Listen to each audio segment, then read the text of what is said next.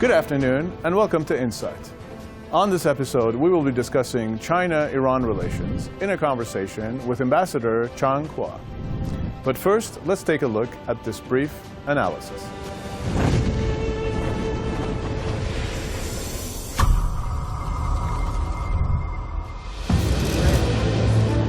In March of 2021, Iran and China signed the 25-year strategic agreement following a process which began with Chinese President Xi Jinping's state visit to Iran in 2016 and his meeting with the leader of the Islamic Revolution. A strategic alliance of the two ancient civilizations of East and West Asia, who were dominated by foreign imperial powers in the 19th century and who were able to liberate themselves in the mid and late 20th century in two massive popular revolutions. Beyond the bilateral dimensions, this strategic agreement sent shockwaves throughout Western capitals, who had been dreaming of bringing Iran back into the Western strategic sphere of influence after the Islamic Revolution through an imposed war in the 1980s and through political destabilization campaigns, immoral economic wars, and full-spectrum maximum pressure sanctions, which were recently determined to be illegal under international law by the United Nations Special Rapporteur, who was tasked to investigate their legality and impact on human rights.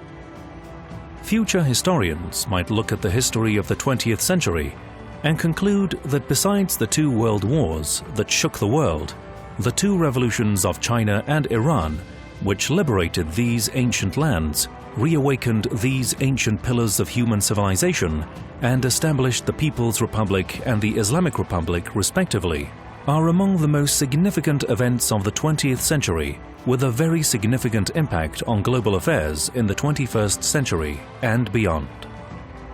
The rise of Asia, Eurasian integration, and the strategic alignment of China, Iran, and Russia spell the eventual end of US global hegemony and the beginning of the post-American world.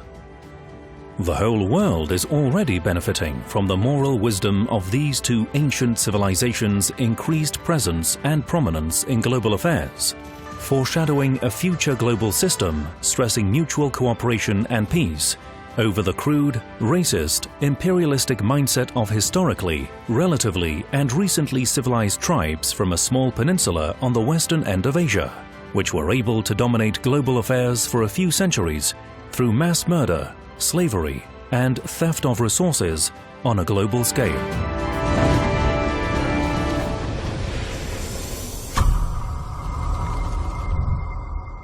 Good afternoon, Mr. Ambassador. Thank you for joining us on Insight. Also, thank you for hosting us. We are at your residence in the garden, in this lovely garden. I hope that we can have a lovely conversation about various subjects. With your permission, I would like to start our conversation speaking about the recently concluded, successfully hosted and concluded 14th BRICS Summit. That was hosted by China, which also included the BRICS Plus format, where China invited the president of Iran to speak there, and he had a good speech there within that forum. So the first question I have for you is if you could please give your evaluation, your analysis of the BRICS Summit and the BRICS Plus, particularly as it relates to the presence of President Raisi, the Iranian president, at that forum. 首先呢，非常高兴接受 Press TV 的采访。 First, I would like to thank you for having me today and a welcome to my residence. Here we have a really nice Persian garden. As you know, this year China is the rotating chair of BRICS countries. And this year we are organizing more than 200 events in China for this BRICS organization. Most important ones include the 14th BRICS Summit that was held on June 23rd and high-level negotiations on global developments that was held on June 24th.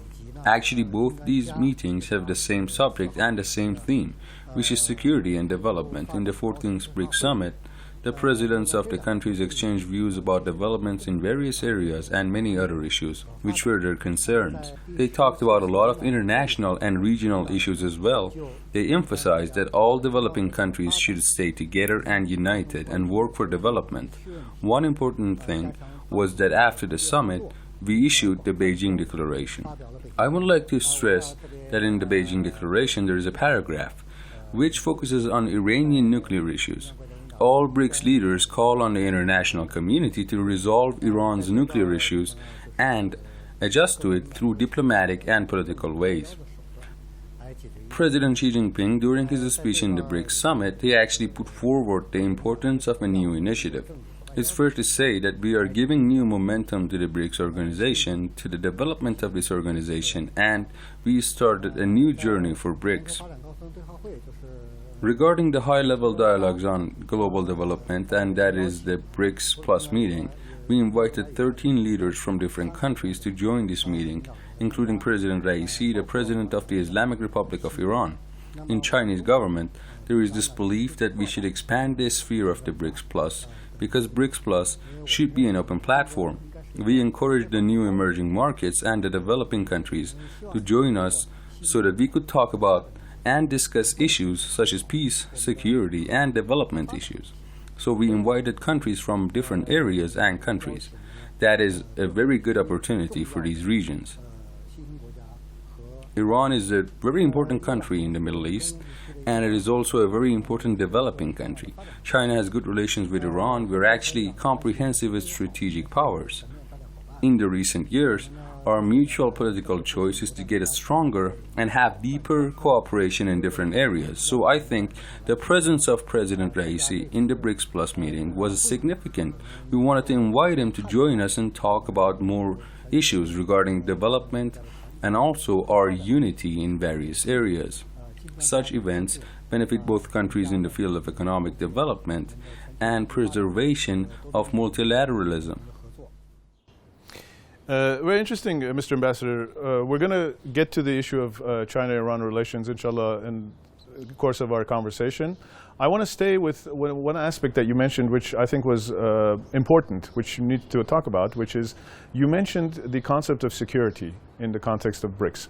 BRICS initially was more of a organization that was, and still is, focused on development, on economics, but we see, because of the events that have happened in the world in the last years, particularly the behavior that we see from some of the Western countries, America, so on and so forth, we see that the issue of security has become more important and has entered those fora which it maybe was not in before, such as BRICS. A similar issue is, so with that in mind, I want to ask you about the Global Security Initiative that was discussed by President Xi in the annual Asia conference. And as you know, of course, there was, we could almost say there was a almost blackout, media blackout of this issue in the Western media, in the mainstream media, because they don't report the things that they don't like to hear. And yet it was a very important initiative. It was something that the majority of the nations, the Asian nations and the nations that were there were positive towards. So if you could please explain for our audience who are not familiar with this initiative, first of all, what it is and how you see, again, the role that Iran plays in this and the role that it can have in this global security initiative that was proposed by President Xi. I should say that the world we are seeing now is full of disorders and insecurity. We have some security issues which are traditional and some other security issues which are new. There are still wars in this world, and unfortunately, terrorism is spreading throughout the world. On the other side, there are some security issues which are new, such as the issues of climate change and also COVID-19 pandemic. So what kind of security are we seeking is the main question in the face of the human being today. What concept of security? This year, President Xi Jinping, during his speech in the annual conference of our Forum for Asia, mentioned the Global Security Initiative, which I believe is the main answer to the security questions and problems that we are facing today. So this global security issue has many connotations actually, but the main and most important one is that we should abide by international law and UN chapter at its core. We need to focus on the issue of security and development at the same time. We should both think of the traditional and non-traditional issues. That's how we can support each other.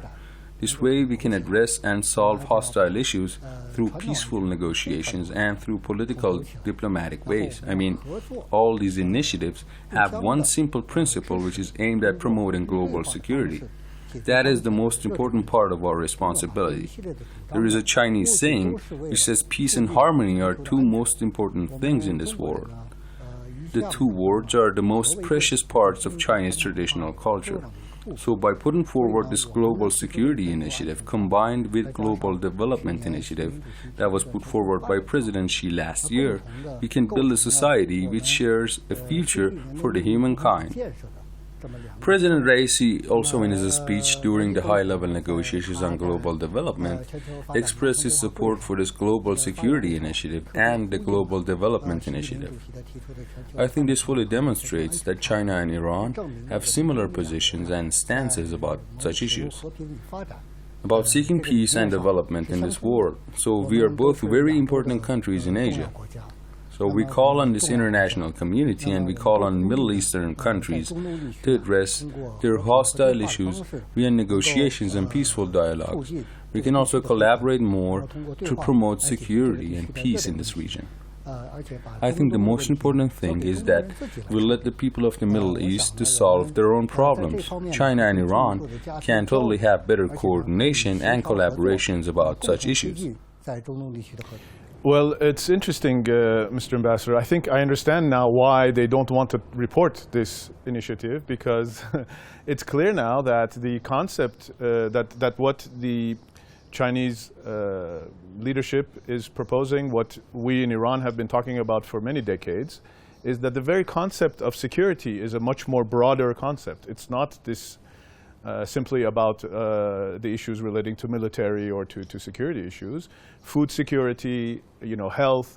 And of course we saw in the pandemic, all the masks fell. Everybody realized who is going to help who is selfish, who is not going to help, who is saying certain things but acting in a different way. So I think this is very significant that you explained this for us. The whole concept of security is changing. And maybe, again, Mr. Ambassador, maybe when you have two ancient cultures and two ancient civilizations who are a little bit more mature and experienced, they understand that security is not a simple thing. There's a lot of aspects to it. Maybe those countries who are younger and newer and maybe don't have that civilizational experience. And of course, they themselves are facing a major crisis now. They themselves have reached a dead end with their own security definitions that are just purely based on power and trying to control everybody, even their own friends, even their own allies. So I think this was very interesting that you mentioned this, that it's more than just a political thing that Iran and China are trying to do. It's a whole new vision of what global security can be, and of course it comes with the idea of trying to get to a world where there is, as you said, harmony and peace.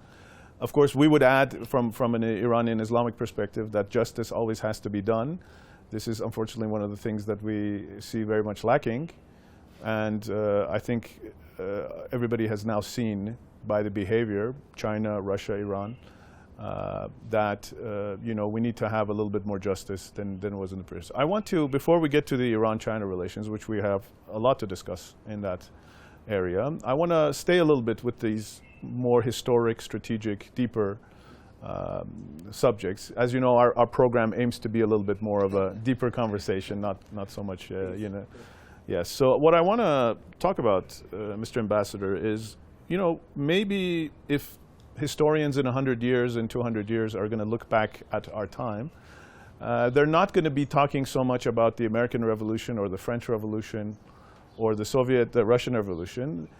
Maybe they're going to be talking about the Chinese and the Iranian Revolution as those very significant, historically important revolutions in the 20th century. We have, again, these two ancient Asian civilizations, one in West Asia, one in East Asia, reawakening in the 20th century. Of course, the Chinese Revolution is 1949, and the Iranian Revolution 1979. So within a 30-year time, we have these two ancient cultures, civilizations rising up again.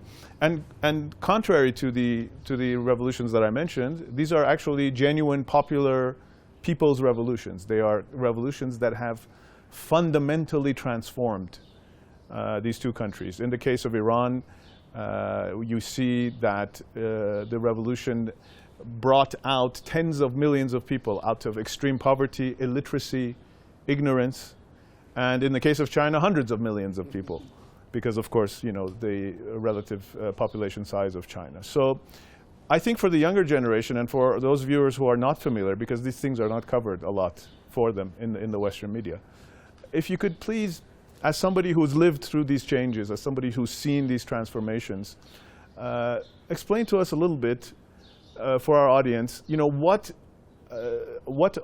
was the essence of these major transformation that has happened in China from where it was in your own lifetime? I remember when I was born in 1972, Iran had 30% literacy. There was only 30% of the people were literate. Today we see, you know, almost 100% literacy, and, you know, women being in education and being working. So if you could explain for our audience what this historic transformation has been since the revolution that happened in 1949. I would like to say a few sentences about security issues first. I should say that during the long history of humankind, actually the times that we have experienced peace and stability are very uncommon. We witness a lot of wars and instabilities throughout history. The First World War and the Second World War caused a lot of damage and cost to the humankind. At the time being, unfortunately, some Western countries are trying to build a small circle of power. They try to press and suppress other countries, and they try to use their currencies and other economic tools to sanction other countries. If they only focus on their own security, they're doomed to fail. They will lose their security, and at the end of the day, they will just lose.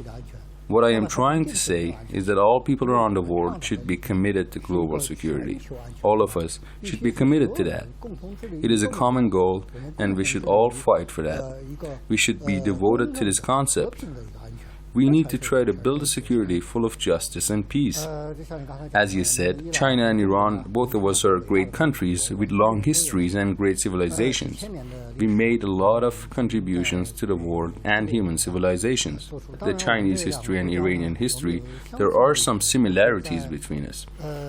After the 19th century, we became poor countries and we actually fell behind the global growth. Our countries were torn apart by the world superpowers of the time. Our people were living in poverty, so we all decided, our people decided, that we need a revolution. I think the political system of each nation should be decided by its own people. So in the year of 1949, we established the People's Republic of China that is 73 years old today. During these years, our path and journey has been a rare one. It was not an ordinary one. 73 years ago, Chinese people stood up. We gained the liberation of our nation. We drove out the foreign invaders. We decided that the communist part of China should be our leader, and we chose the socialist system as our core system of government. And after that, we switched focus on economic development and tried hard to build that. In the year 1979, we started a phase of reforms and opening up. I was born in 1966, and a lot of people of my generation were not able to watch TV. We were not able to watch sports events until the year of 1974. The first time that we saw a sports event on TV was actually about the Asian Games that were held in Iran, Tehran in 1974. A lot of Chinese people were quite surprised, because Iran back then was a country with prosperity and it was a rich country. I remember that I saw on the TV screen that on the streets of Iran, at the time, there were a lot of cars and vehicles. But at the same time in China, we didn't have that many vehicles back then. In the year 1985, I experienced going abroad for the first time. Since I can speak Arabic, my first country was Yemen. I accompanied a lot of sports coaches, and I went there as their interpreter. Actually, I was a university student back then. I went back to China in 1986, and back then I had only several coins left in my pocket before I took flight to China. So I decided to use those coins to buy a bottle of water. I was a university student in Beijing, but I had never seen a bottle of water in Beijing at that time. I think 1989 is not far away from now, but China back then was a poor country. I bought some bottles of water and I brought them back with me to China and showed them to my classmates in Beijing. Since this policy of reforms and opening up goes back only to 40 years ago, I could say that China has undergone a rapid development. It was out of the country's expectations, and actually out of my own personal expectation. Every time I come back to China from abroad, I can witness a lot of changes and developments in Beijing. We have a lot of achievements. At the time being, China is number one in many fields, including products and technology. We are now the second biggest economy in the world. Our average GDP is over $10,000 now per capita. Perhaps $10,000 is not a big number for some developed countries in the West, but remember that China is a very large country with a large population of about 1.4 billion. As it is clear, as a big country, we have some problems. For example, we faced food supply problems and some others, but we emphasized that we have to reach common prosperity and common wealth for our people. Several years ago, according to UN standards, all Chinese people were lifted out of extreme poverty, and now all children in China can receive education, and they can receive compulsory and free education of 9 years. And now every year we have more than 10 million college graduates. So I could say that the Chinese people gain better living conditions and they get stronger. Of course, we have lots of problems. We face lots of issues, so we have to work harder in order to improve our social structure. And we need to carry out our reforms and open up to reach a common prosperity for our nation and make our people richer and richer.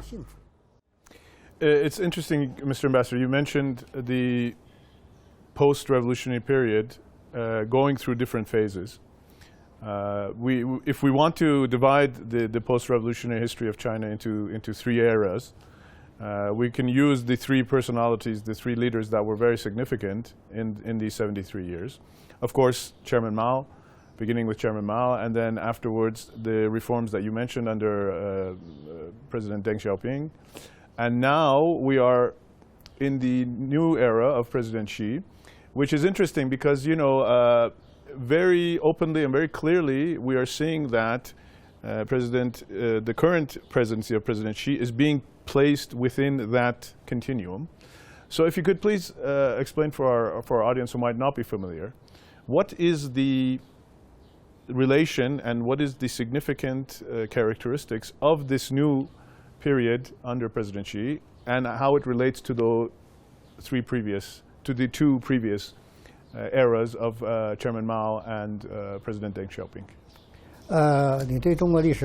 And thank you. You mentioned a lot about Chinese history.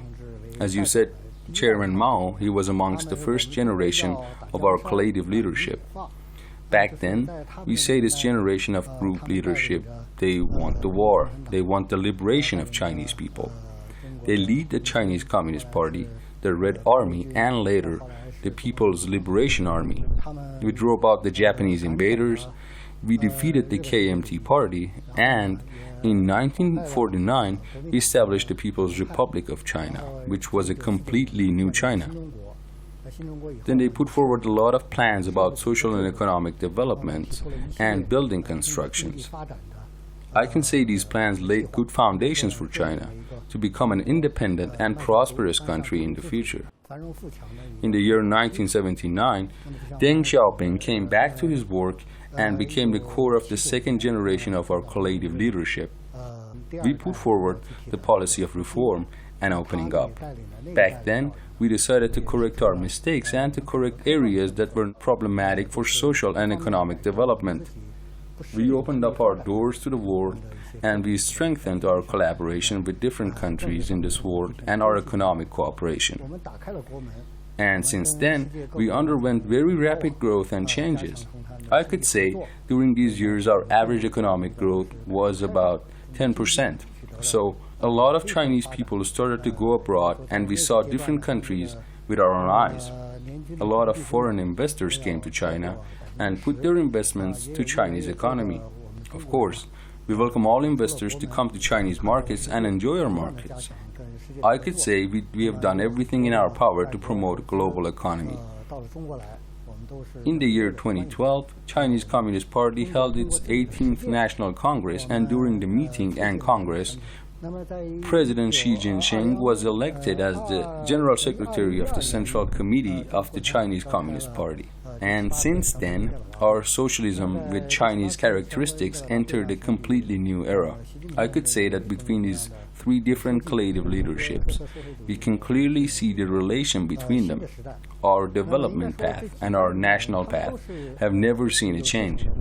Since the year 2012 to 2022, during these 10 years, China has had a lot of changes in various areas with the goal of development. Our economy, different capabilities are going up, and our friendly relationship with different countries is getting stronger as well. Last year was the 100th anniversary of the establishment of our Chinese Communist Party.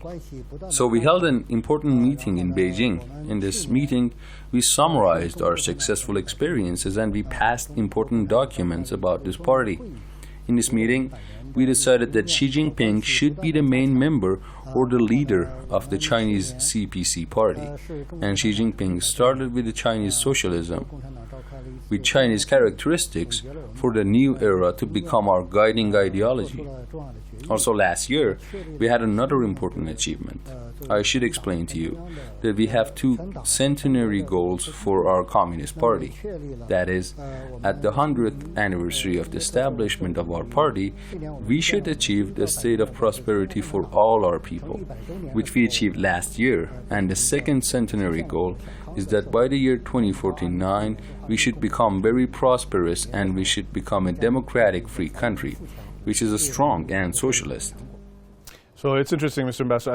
I think we are now concluding that 1979 is a very important year.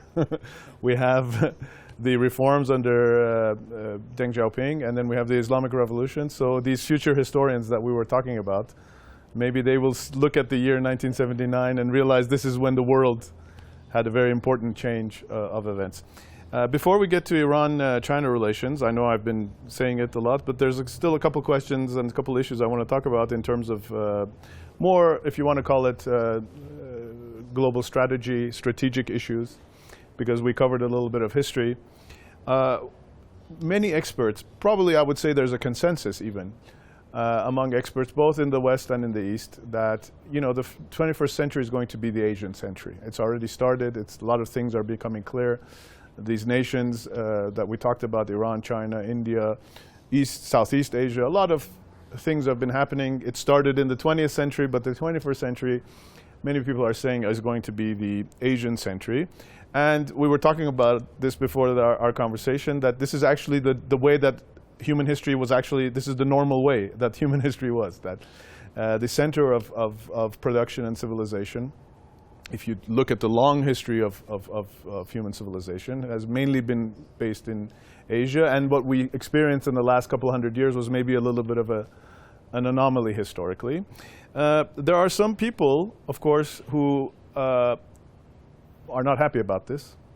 And they are saying that, well, if China becomes the leading nation in the world in terms of economy and in terms of power and all those other things, it's not going to be any different than the Americans, whatever the Americans are doing now. It's going to be the hegemon. It's going to be the same issue.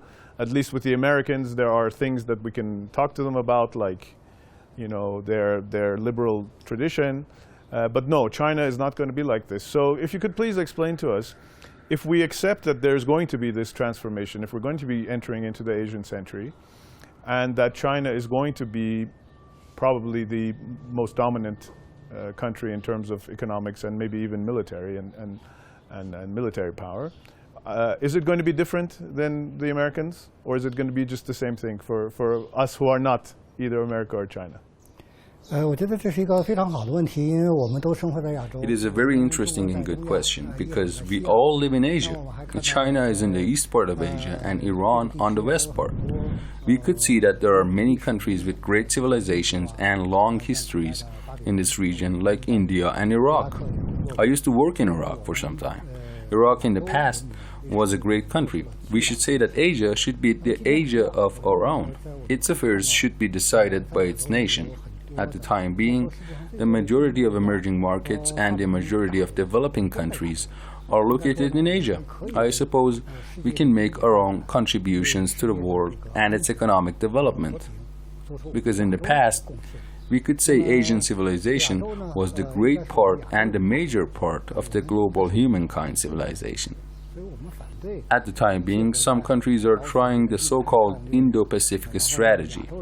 They are trying to start conflict among Asian countries. We are strongly against this idea. You just asked about China's role and play when it becomes a great power in the world. Would China's actions be different from the US?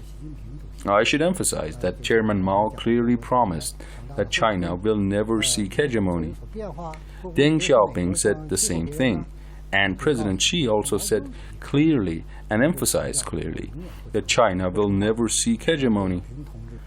We will never seek the so-called sphere of influence. We will never seek unrest, and I think this is a solemn promise and a clear answer to the world. I remember that the king of the French Empire, Napoleon, used to say that China is a lion. Once it is awake, it will be scary. It will be very scary for the world. But Chairman Mao said that, yes, China is a lion, but we will be awake in the future. We will be certainly awake in the future, but we are a peaceful and lovely lion. We can be the contributor to the global peace and global development. We are devoted to give hands to all developing countries. We want to become united, and we can strengthen our collaboration to promote the multipolarization of the world, to promote the world's economic globalization. Very nice. Mr. Ambassador, you know, I mentioned this also when we had our conversation with the Ambassador of Russia.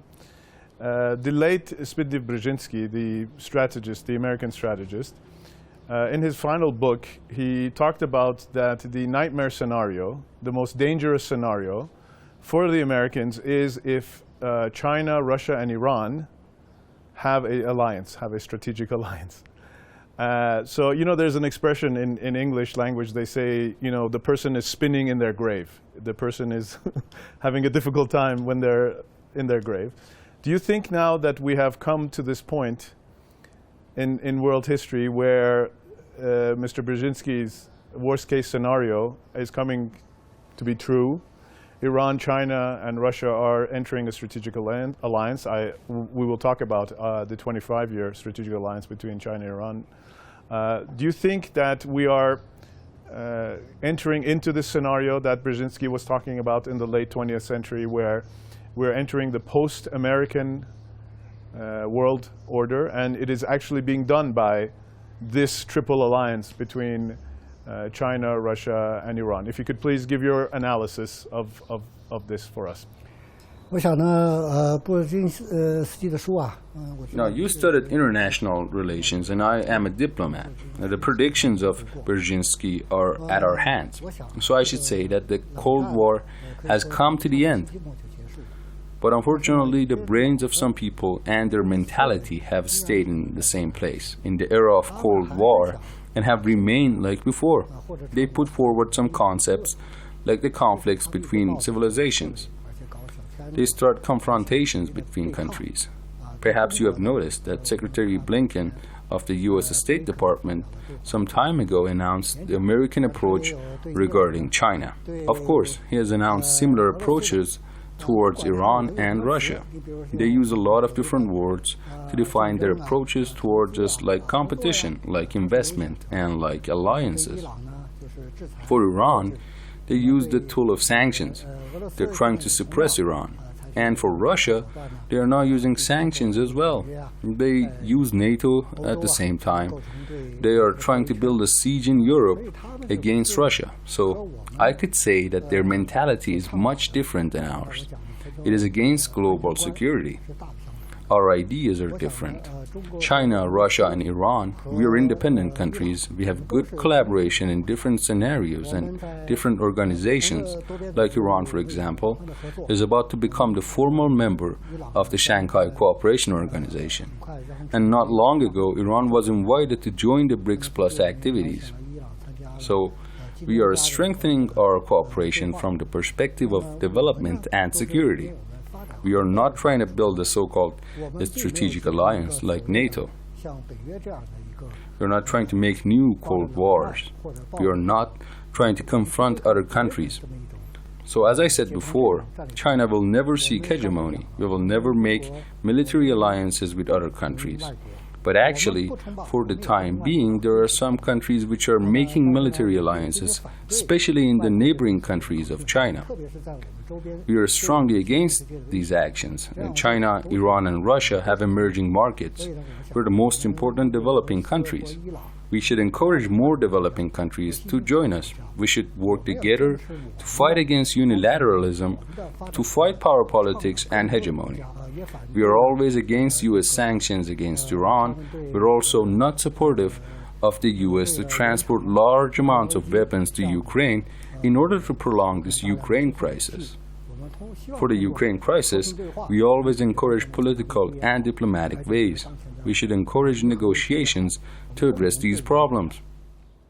Well, it's interesting, Mr. Ambassador, because, it's what we see the Americans doing today in 2022 is exactly the policy that the British were doing 100 years before that, which is they don't want a united Eurasia. They don't want a strong, united, powerful countries in Eurasia, like China, like Russia, like Iran, so that they can control Eurasia, because in their strategic thinking, this is not some sort of guess from us, this is in their own books, Alfred Mackinder, Alfred Mahan, those strategists in the 19th century, late 19th century, early 20th century, talking about that the strategic goal is to prevent prevent Eurasia to become powerful, and for Anglo-America to control the world, they have to control Eurasia.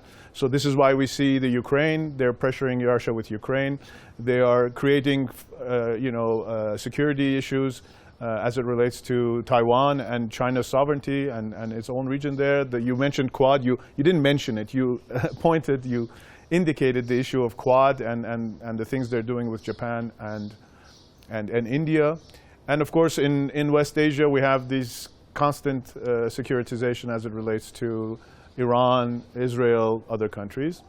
Of course, the joke is, in international relations, there's a joke that we say among the international relations scholars. We say that in the Cold War between the Soviet Union and America, China was the winner. So this is, this is in terms of what you're talking about.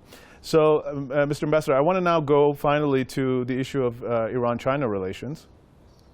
We had the very, very important, significant signature of the 25-year strategic agreement between China and Iran in the previous administration, which was a surprise for some people because, of course, that administration was famous for trying to come to an agreement with the West. But actually, we explained in our conversation with Foreign Minister Amr Abdollahian that these issues are strategic issues in Iran. These are not related to one administration to the other. And this issue of trying to get to a strategic agreement with China has been a long process. This was not something that just recently happened. This has been going on for many years, and it was concluded at that time. And I would argue that this was not simply a bilateral agreement between two countries, which was, of course, important for both countries, but it had global significance. It was a signal to the world. We saw that immediately the West had reactions to it as it relates to, for example, the negotiations about this JCPOA. It was a signal for the rest of the world. And because it is so sensitive and because it is so important, of course, those who don't like this strategic alliance to happen, of course, have a very strong propaganda war against it, a very strong propaganda campaign against it. As you know, Iran has historically was dominated by the British and then the Americans before the revolution. So we still have many of the people that are connected to that time and are used for this purpose in Iran. And so immediately when this strategic agreement happened, there was, things like, well, this is just China getting cheap oil from Iran, and it's going to just dump low-quality products into the Iranian market. It's going to ruin Iranian manufacturing. This is all in favor of China. Iran has sold itself to China. Of course, those who are within this process, who are part of the political process, know that this is not true. But for the general public, for those who are not familiar with the details of what's going on, what is it? What are the important aspects of this strategic agreement? Is it really just about China getting cheap oil for 25 years and giving Iran, cheap manufactured products, or is there more to this?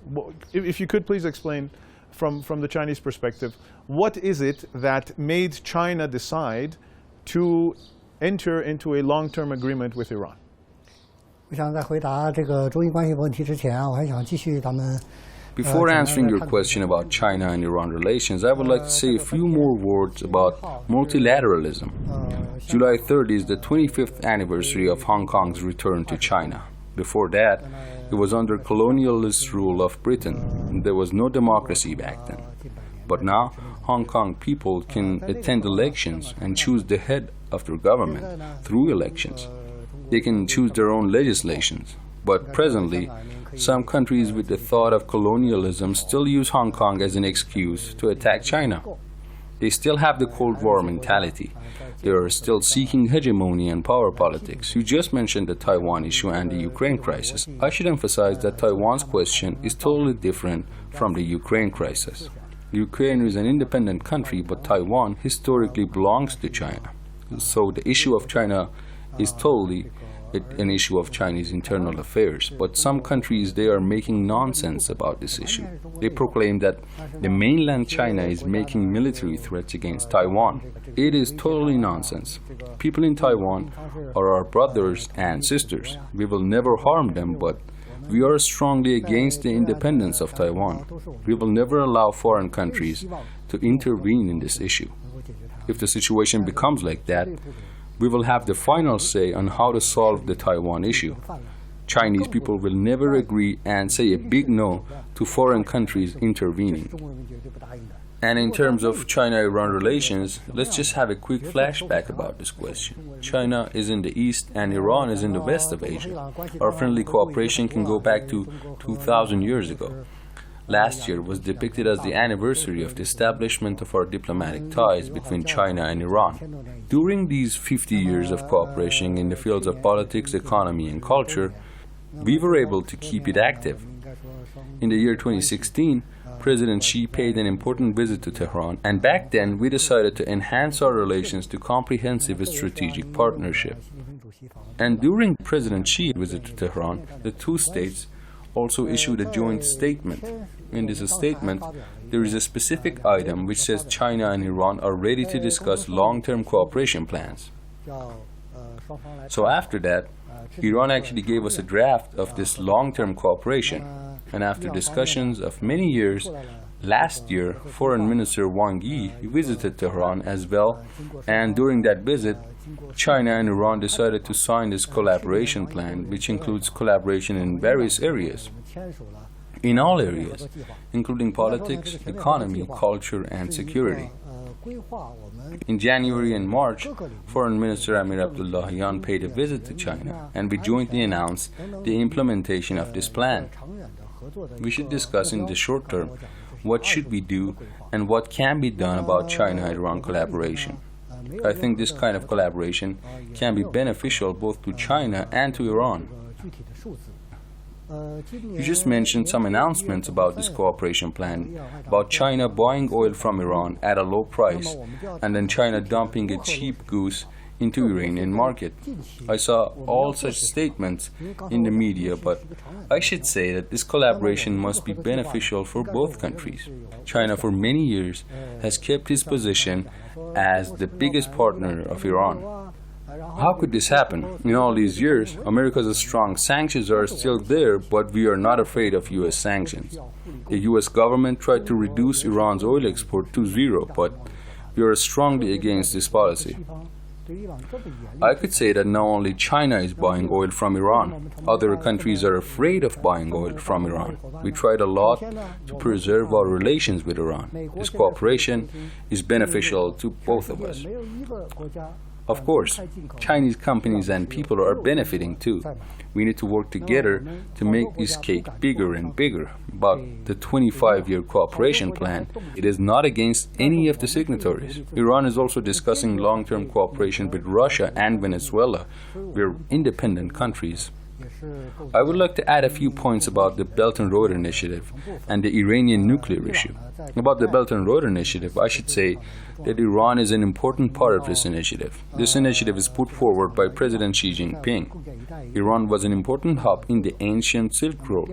I traveled to the city of Tabriz. I saw a lot of relics there from the ancient Silk Road. So I believe that Iran can play a key role in this initiative. About the Iranian nuclear issue, I should say that in the last several months, this issue has come to an impasse. Today I noticed that Deputy Foreign Minister Bagheri traveled to Doha to restart negotiations. China has been a constructive part during these negotiations. We do not agree about some parties' attempts to make this issue more complicated. Perhaps you have noticed that some countries promoted Iran-related resolution to the IAEA, but of course, we voted against it. We are against politicizing this issue. The Iranian nuclear issue has come to an important junction. Parties of the nuclear deal should solve the problems through negotiations, and we should try to promote this negotiation and try to get past the results of this resolution.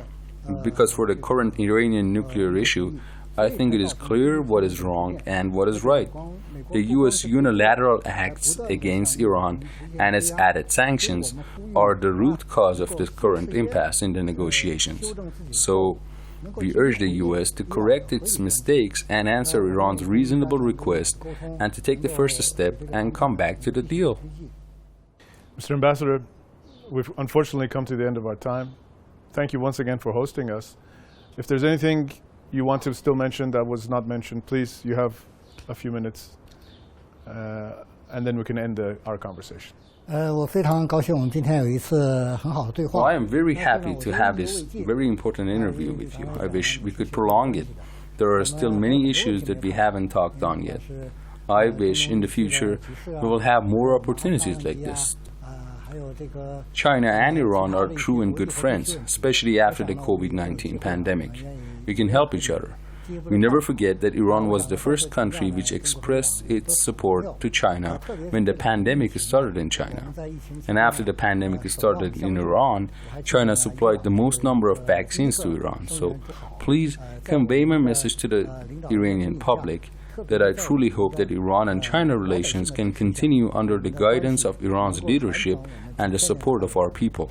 Thank you, Mr. Ambassador. Thank you. So what insight can we gain from our conversation with Ambassador Chang?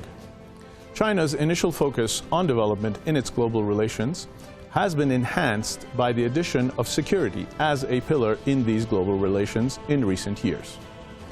This is after everyone in the world experienced nearly 30 years of global war, mass killings, and economic sanctions and extortion by the exceptional nation and so-called chosen people of the United States of America, under the heading of the War on Terror.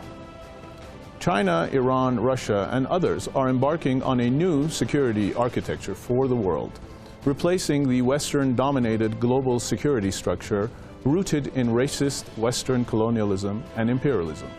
New structures rooted in the BRICS Plus, the Shanghai Cooperation Organization, and the non-aligned movement frameworks.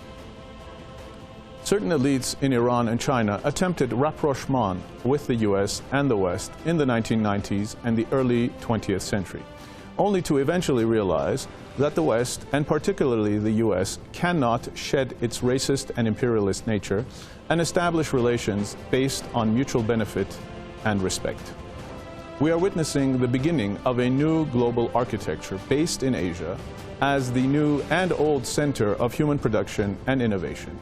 In addition to the incredibly abundant human and natural resources this continent has always had. Thank you for joining us on this episode. Until the next time on Insight.